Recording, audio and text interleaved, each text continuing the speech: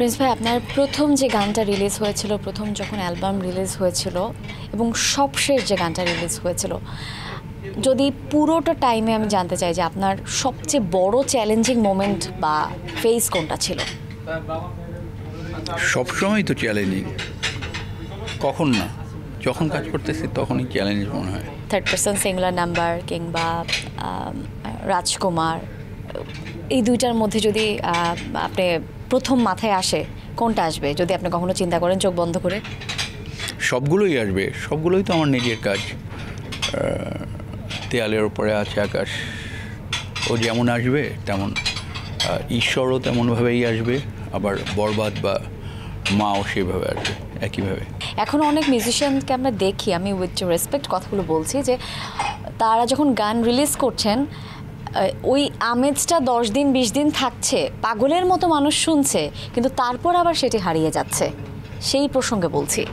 আমি তো অন্যের প্রসঙ্গে আসলে সমালোচনা করতে পারি না, আমার নিজের কাজেই অনেক সমস্যা থাকে এবং নিজের কাজেই তো মনোসংযোগ করার চেষ্টা করছি।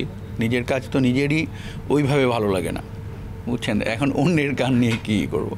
অন্যের গান নিয়ে এই জন্য আমি করি না, কিছু বলতে পারি না বা উপদেশ দেওয়ার মতন এরকম জায়গাও আমি নাই আমার মনে হয়। আমার এফবিতে আমার কপিরাইট করা গান এফবিতে দেখি নাই, ঠিক আছে? মানে হাসানের ওই গানটা করেছিলাম, ওটা আমার কপিরাইট করা গান। ওই গানটার নাম কি, প্রশ্ন, হাসানের প্রশ্ন গানটা আমার সুর আমার লেখা গান। আমি কালকে আপলোড করেছিলাম এফবিতে, কিছুক্ষণ পরেই ওটা কপিরাইটই খেলো। ওটা কেউ একজন করেছে নিশ্চয়ই, এবং সে হয়তো বা জানে না যে এই গানটা আসলে আপনার লেখা, আপনার সুর। সবই জানে, তবে এই সময়টা থাকবে না, ভালো দিন আসছে। এবার একটু যদি বলতেন যে আমি জানি যে এটা মাইলসের গান না, জন্মদিন গানটা, এটা আপনার গান, কিন্তু একটা ম্যাস অডিয়েন্স কিন্তু এটাকে মাইলসের গানই মনে করছে। তো এরকম এক্সপিরিয়েন্স আমি শিওর আপনার অনেক আছে, যে মনে করছে যে অমুক ব্যান্ডের গান, অমুক শিল্পীর গান, বাট আসলে এই গানটা আপনার লেখা, আপনার সুর করা। সো এই বিষয়গুলো আসলে আপনি যখন জানতে পারেন, হোয়াট ডু ইউ ফিল? হ্যাঁ, যেমন ওই যে কোনো কারণেই ফেরানো গেল না, সবাই মনে করছে যে ওটা চাইমের গান, বা যদি হিমালয় হয়ে হয়নি যাবার বেলা, আকাশ নীলা, এগুলোকে মনে করছে চাইমের গান। অ্যাকচুয়ালি ঠিকই বলেছেন, আসলে এগুলো তো মানে আমার লেখা, আমার সুরে, আমারই অ্যালবামের গান। এমন না অন্য কোনো আর্টিস্টের বেস্ট অফের গানও না, কিন্তু আমার অ্যালবামের গান।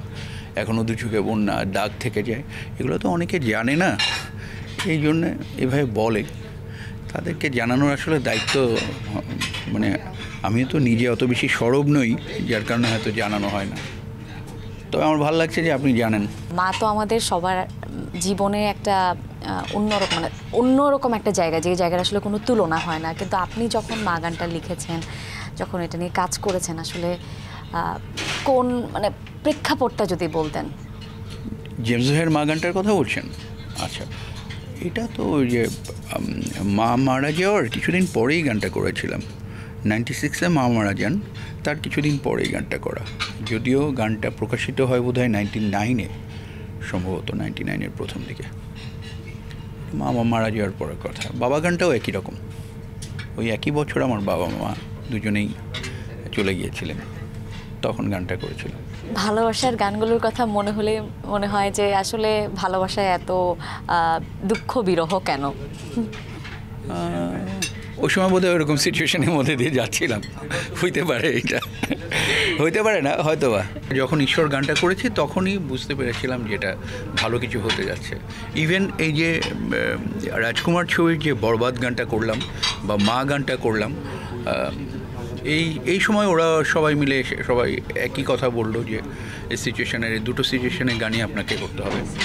করেছি এবং ওরা খুব বেশি পছন্দ করেছে, মাটাও পছন্দ করেছে, বরবাদও পছন্দ করেছে। এখন তো শুনছি যে বরবাদ নামটা নিয়ে নাকি আর একটা ছবি হচ্ছে, ভালো লাগছে, তার মানে পছন্দ করছে মানুষ। সিয়ামের রহিম করেছে, রাহিম, জঙ্গলির সবগুলো গান আমি করছি, হয়তো বা কিছুদিনের মধ্যে চলে আসবে। নেক্সটে সব ব্যান্ড আর্টিস্টের গানও আমি যাদের গান করতাম পুরনো, তাদের দু একজনের গান করছি এখন। ওটা ছবি ঘোষণা হওয়ার সাথে সাথে সব জানতে পারবেন, আসবে।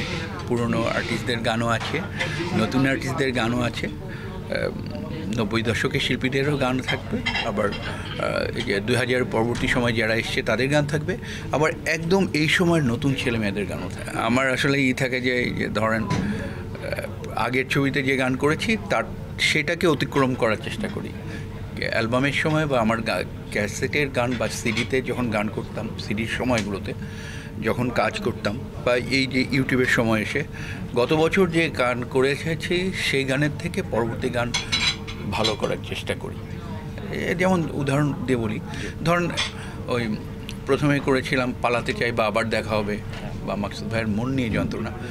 পরবর্তীতে মনে হলো যে এরপরে বছর কি করব, গানগুলো যখন খুব বেশি আলোচনায় চলে আসলো, করলাম এত কষ্ট কেন ভালোবাসায়। তারপরে বছর হচ্ছে যে এইটাকে অতিক্রম করতে গেলে আমাকে কি করতে হবে। ওই সময় আসলো মা, তারপরে বছর গিয়ে বাবা, বা তারপরে বছর আমার সোনার বাংলা। এরকম সবসময় আমার সাথে হচ্ছে। বা তার আরও অনেক পরে গিয়ে 5-7 বছর পরে গিয়ে 2006-07 যে করলাম যদি হিমালয় হয়ে। এই একটার পরে একটা আসলে না নিজের সাথে নিজের একটা প্রতিযোগিতা থাকে যে গত বছর যে গান করেছি তার থেকে একটু ভালো করার চেষ্টা করতে হবে।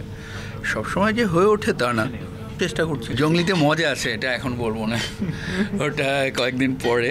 ওরা এটা সিয়াম বা রাহিম মানে পরিচালক বা নায়কই বলবে যারা এসছে।